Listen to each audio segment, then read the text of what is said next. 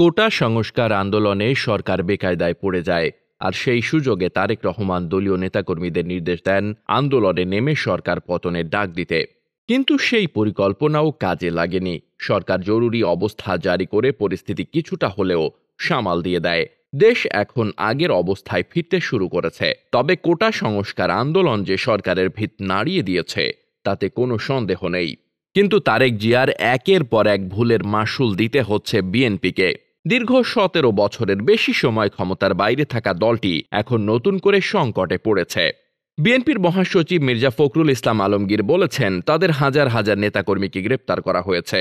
অনেক নেতাকর্মী এখন ঘর ছাড়া। এরকম পরিস্থিতি তৈরি হয়েছে গত ১৭ জুলাই থেকে সংগঠিত নাশকতা, তাণ্ডব এবং অরাজক পরিস্থিতির কারণে।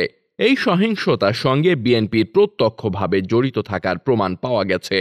আর এ কারণেই বিএনপির অঙ্গ সংগঠন, ছাত্রদল, যুবদলের একাধিক কেন্দ্রীয় নেতাকর্মীকে গ্রেপ্তার করা হয়েছে।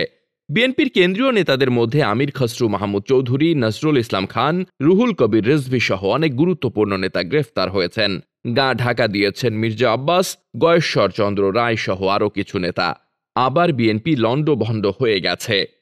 উল্লেখ্য, লন্ডনে বিএনপি ভারপ্রাপ্ত চেয়ারম্যান তারেক জিয়া পরামর্শ দিয়েছিলেন, বিএনপিকে এই আন্দোলনের সঙ্গে যুক্ত হতে হবে এবং যে কোনো মূল্যে সরকারের পতন ঘটাতে হবে।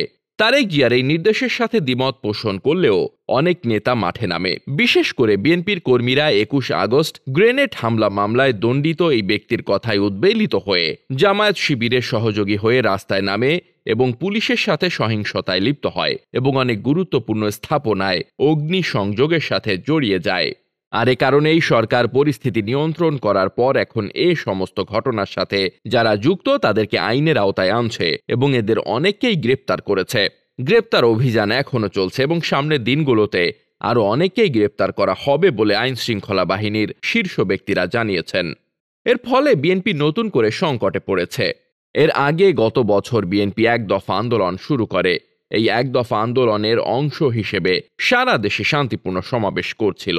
এসব সমাবেশ বিএনপিকে অনেক উজ্জীবিত করছিল এবং সরকারের পক্ষ থেকেও শান্তিপূর্ণ সমাবেশে কোনো বাধা না দেওয়ার জন্য নির্দেশনা দেওয়া হয়।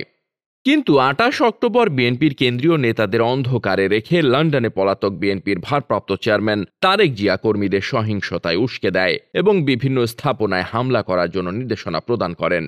তারেকের নির্দেশনা অনুযায়ী তারেকের বিশেষ বাহিনী প্রধান বিচারপতির বাসভবন, রাজারবাগ পুলিশ হাসপাতাল সহ বিভিন্ন স্থানে হামলা চালায়, অগ্নিসংযোগ করে। সরকার পরিস্থিতি কঠোরভাবে নিয়ন্ত্রণ করে এবং সংযমের পরিচয় দেয়, যার প্রেক্ষিতে সেই সময় বিএনপির এই আগুন, সন্ত্রাস এবং নাশকতা বেশি দূর ব্যাপ্তি লাভ করতে পারেনি। কিন্তু এই ঘটনার পরপর বিএনপির উপর খড়গ নেমে আসে এবং বিএনপির একাধিক শীর্ষ নেতাকে আইনের আওতায় আনা হয়, গ্রেপ্তার করা হয় বহু কর্মীকে। সরকারের সামনে তখন কোনো বিকল্প ছিল না। এই ঘটনায় বিএনপি লণ্ডভণ্ড হয়ে যায়, প্রতিরোধ করার ন্যূনতম সক্ষমতাটুকু হারিয়ে ফেলে। শুধু তাই নয়, এই ঘটনার পর বিএনপির মধ্যে হতাশা এবং ভীতি কাজ করে। নির্বাচনের পরও বিএনপির অনেক নেতা পালিয়েছিলেন, অনেকে জামিন নিয়ে নিষ্ক্রিয় ভূমিকা পালন করছেন।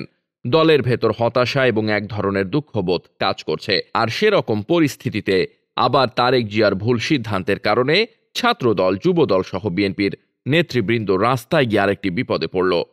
এখন বিএনপি এমন পরিস্থিতি থেকে কিভাবে উদ্ধার পাবে তা নিয়ে বিএনপির অনেক নেতাই চিন্তিত।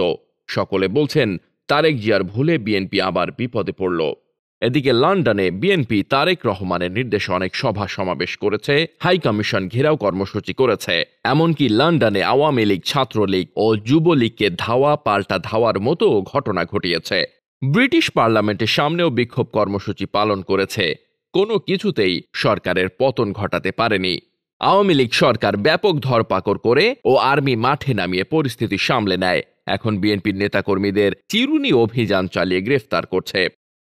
এমন সংকটকালীন মুহূর্তে একটি প্রশ্ন, তারেক রহমান কি আর নতুন কোনো বার্তা দেবেন দলীয় নেতাকর্মীদের, যে বার্তা দলের জন্য কল্যাণ বয়ে আনবে, বিপদ নয়?